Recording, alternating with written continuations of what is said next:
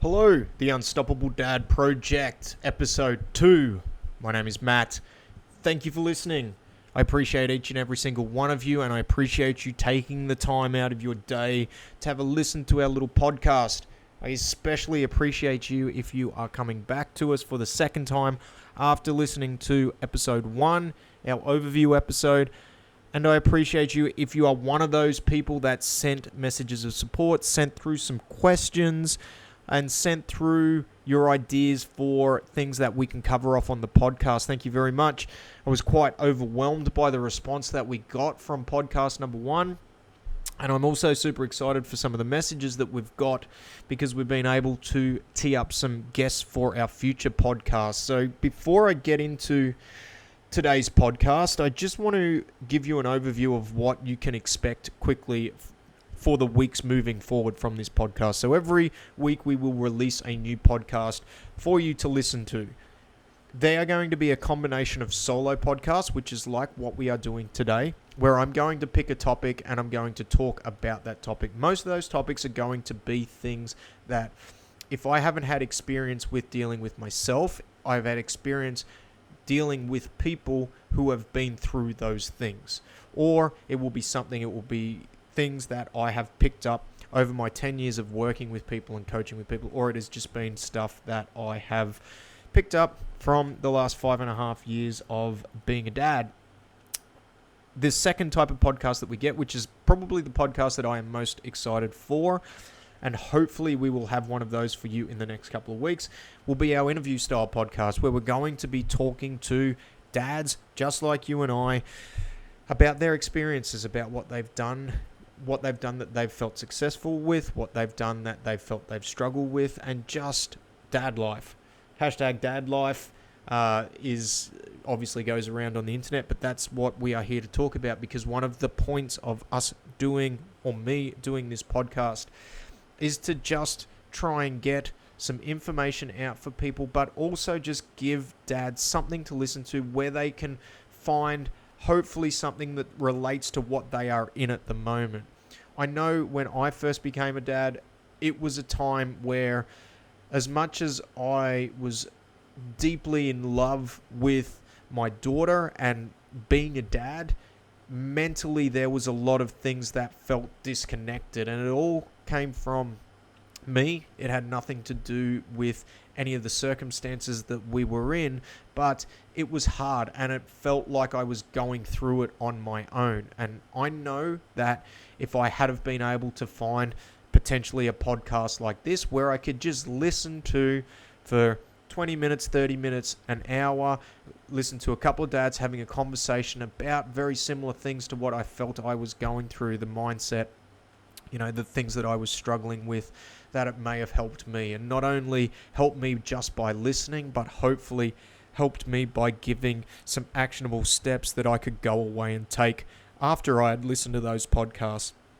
And it may have been able to help me get out of that negative mindset a little bit quicker. So that's the goal for this through the solo podcast, which if you have anything that you'd like us to cover off, by all means, shoot us a text message, leave us a comment, and we will get to it when you can. And also the interviews, where we are just really going to chew the fat with other dads and talk to them about their life and how good it is to be a dad, because at the end of the day, being a father is the best thing on earth. Well, I think it is. I couldn't imagine life without my 2 kids.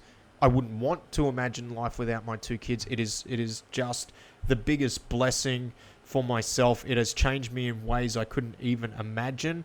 And, the best part of my day is going home to my family after a hard day of work and having the kids run up and give you a big hug, and then being able to hug your wife and just have that great interaction that I can enjoy, and I can enjoy a lot better now than maybe what I was doing in the past. So the topic of today's podcast, and I went back and forwards with myself as to what I was actually going to make the first full solo podcast on. And I decided that I'm just going to talk about the thing that I have really dedicated the last 10 years of my life to, which is fitness. So improving one's body, being able to be stronger, move better, become the fittest version of yourself so that you are happy with yourself, and in turn the mental side of things it comes together. And what I wanted to go over is just some things and some observations that I have noticed within me and within other dads that I've worked with, which has helped them prioritize the time for themselves around physical training and around physical activity. So it's not going to be necessarily about sets and reps, exercise selection, things like that. More than happy to answer any questions you might have on that. And if we get enough questions come through, we might do a rapid fire question answering session around that type of thing. But it's more about the things that you can put in place for yourself to make sure whatever it is you're doing for yourself physically, there is no extra stress associated with that action. Because one of the things that I notice a lot with myself and with fathers is there can sometimes be guilt around actually taking time for yourself to do things for yourself. And I know I said for yourself twice there, but this is the thing.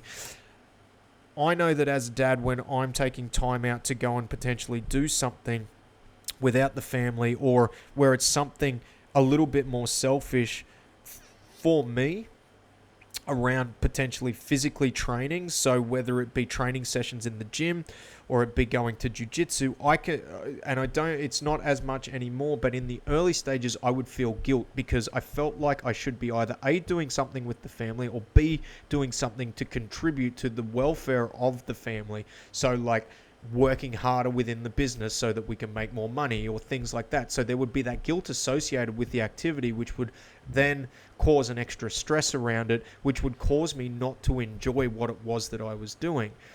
But when I actually took a step back and I looked at it and I looked at why I was doing it, I was doing it so that I could be mentally happier, because I would feel better about myself after I did those activities. I didn't enjoy being out of shape. I was in a worse mental state when I was out of shape than when I was in shape. And in order to be in that better mental state, I had to do these actions. And because I was in that better mental state, I was in that better physical state, I was able to be better at work. So the one guilt about taking time away from the family and trying the provider role, that was better for me. And then when I was physically with the kids and I was physically with my wife, I was able to be more present and be better in that time because I was happier with where I was at physically, and that fed into that time. So when I kind of got past that, the guilt went away. But in order to sometimes get to the point where you're even doing something for yourself, one thing I have noticed with a lot of dads is it's not just easy as going and doing something. There's a whole bunch of other emotions and other thoughts that go through the head when it's about going back and training.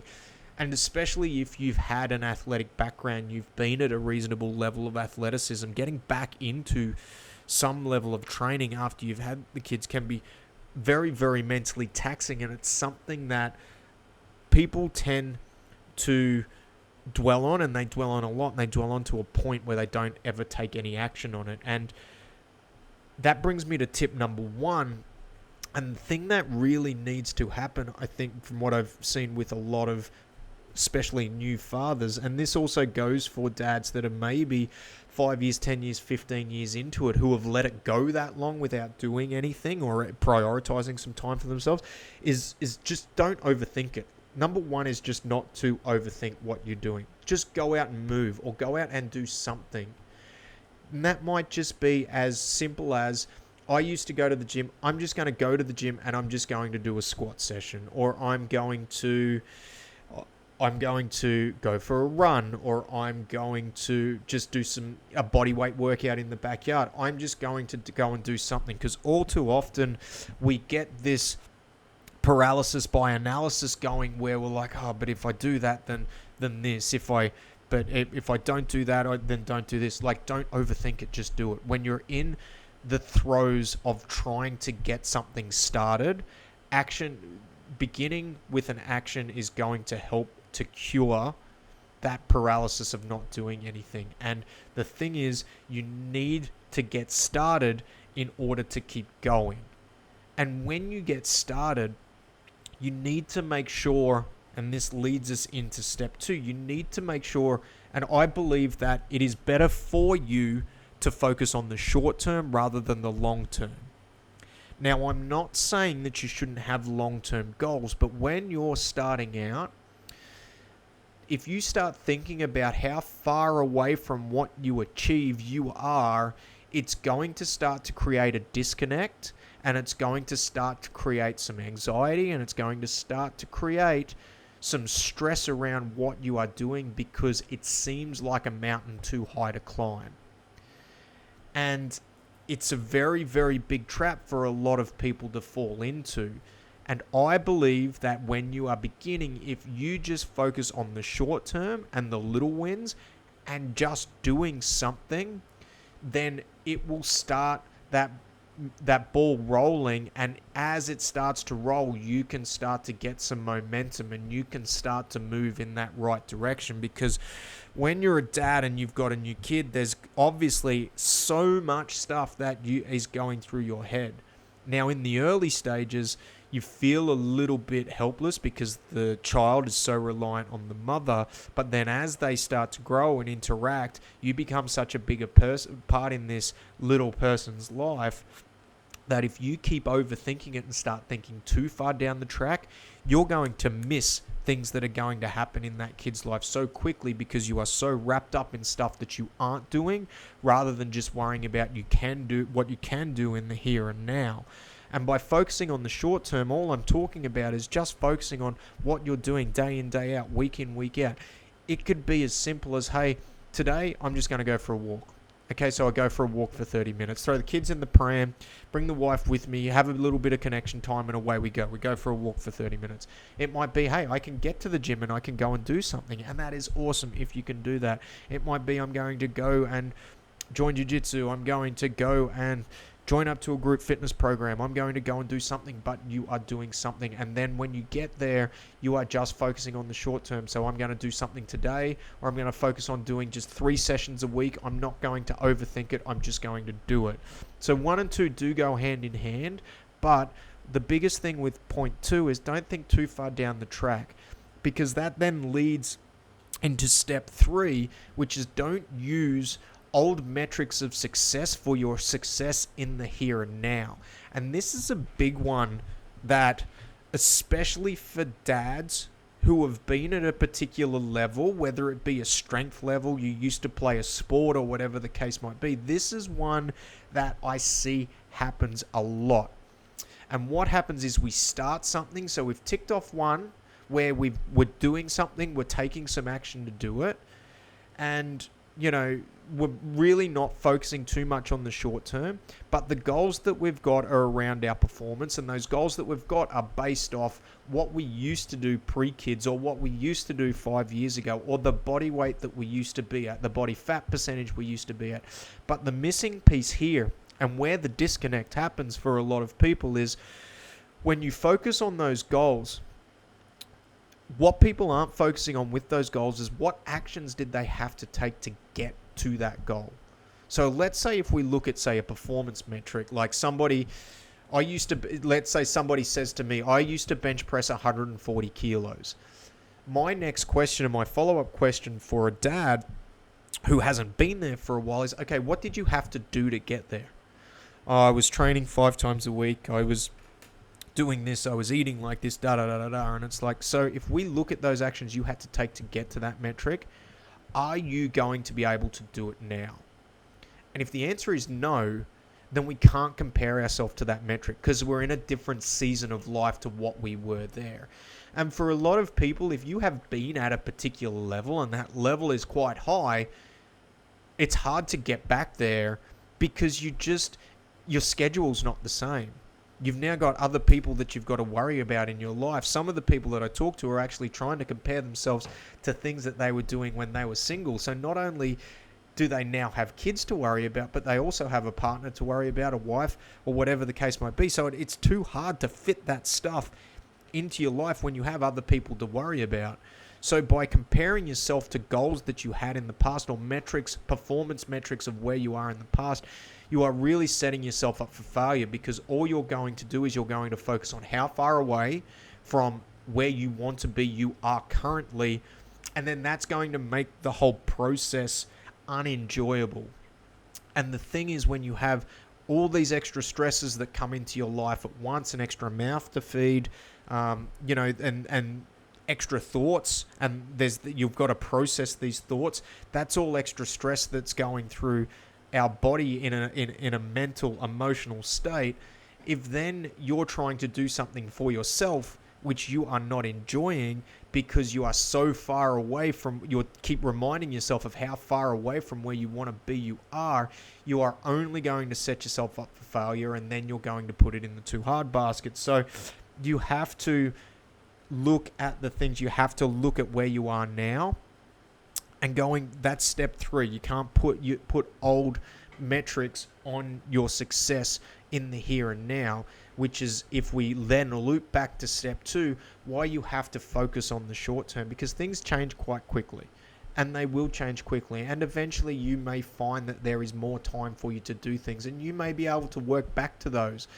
But if the actions and the habits and behaviors where it took you to get back there are not conducive with where you are in life right now, you can't keep aiming to that point, because it is going to be unattainable for you right now. Looking at the short term and what you can do in the short term, showing up, consistency is going to be a thing that is going to help you get to success, because that consistency over the long period will win 100% of the time. And that's what we want to do. We want to build that consistency through doing these 3 things. So number 1 so far is don't overthink it, just go and do something. Okay. Number 2 is focus on the short term. Focus on just getting started and doing things day in, day out, week in, week out, because you will find after a month, after 5 weeks of doing something consistently that you enjoy, you will be able to start to have a look at some more longer term stuff, things that you want to look towards. Number 3 is don't use old metrics as a success in your current state, because the other thing on the other side of the coin is maybe you haven't done a lot of training before, and maybe you're looking to get into something right now because as a dad, it's brought into light that, hey, I want to pick myself up physically so that I can run around after this little being when they get older, and I can be that super dad that I want to be. And maybe looking at old metrics, you're actually limiting yourself. So there's 2 sides to that as well. You don't want to limit yourself, but you also don't want to handcuff yourself to what you were doing in a previous season of life just because you were there once, because maybe what you were putting into that is not achievable right now. Number 4 is do your thing. And what I mean by that is, when I say do your thing, find something you enjoy to do. Once you have gotten started, and once you have gotten rolling, and once you have worked out how much time you're going to have to do this for yourself, you've got to find something you enjoy, something that you are going to consistently show up for, something that is not going to probably require a whole lot of mental power to do, because when you're sleep deprived and things like that, you probably just want to not think about it.